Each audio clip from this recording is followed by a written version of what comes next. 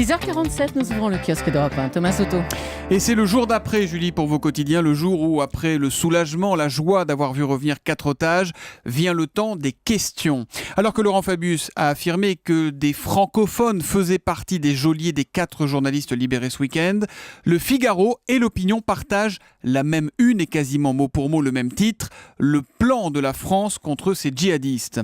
Libération, de son côté, s'inquiète du sort de Gilberto Rodriguez Leal, enlevé le 20 novembre 2012 au Mali. Ce jeune retraité de 61 ans voulait traverser l'Afrique en camping-car.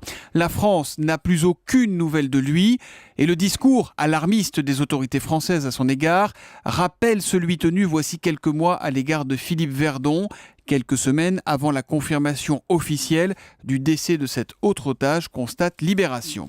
Et puis Le Monde, le journal Le Monde, s'inquiète d'une théorie du complot qui gagne du terrain, notamment dans certains lycées. Enquête titrée « Le bac option complot ».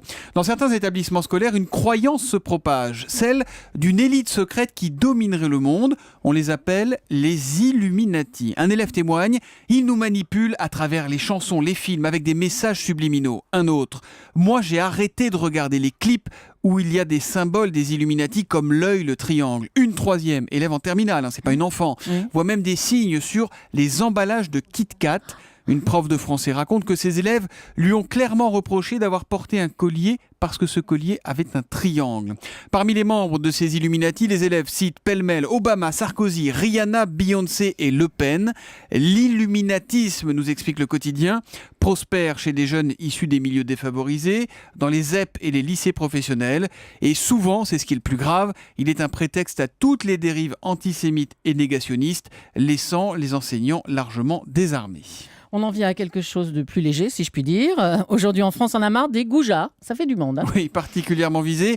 Les machos dans la rue. Vous savez, les gros lourds qui vous draguent, mesdames, mesdemoiselles, parfois jusqu'aux insultes et jusqu'au harcèlement. Le quotidien qui a rencontré un de ces dragueurs, Issa. Issa a accepté de donner ses trucs. Alors, il y a 2 méthodes. À la banlieusarde, explique-t-il, ça donne excuse-moi, t'as un numéro » ou encore vous êtes ravissante, mademoiselle. Vous faites bien, Thomas. Pas mal. Ou à la parisienne, alors là, il paraît qu'il faut prendre un peu un accent BCBG, nous explique Issa.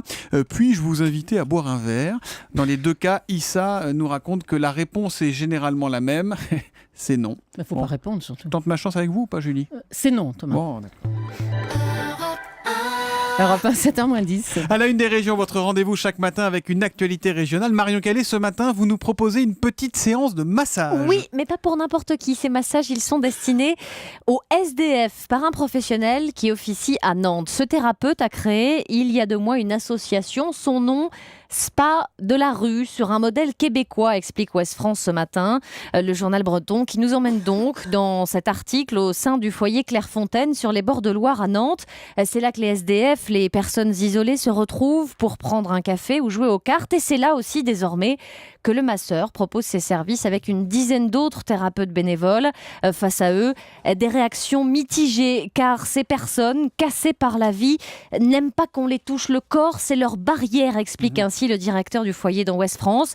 Il leur faut donc du temps, à l'image de Jean-Louis qui a fait refuser de se faire masser la première fois. Pour Katia, en revanche, pas d'hésitation, le massage, ça coûte une blinde, dit-elle. Je n'en ai jamais fait de ma vie, dit la jeune femme de 27 ans. Le contact humain, seule chose véritable dans un quotidien où l'on court pour manger ou se laver. Anthony d'ailleurs quitte la table du masseur tout sourire.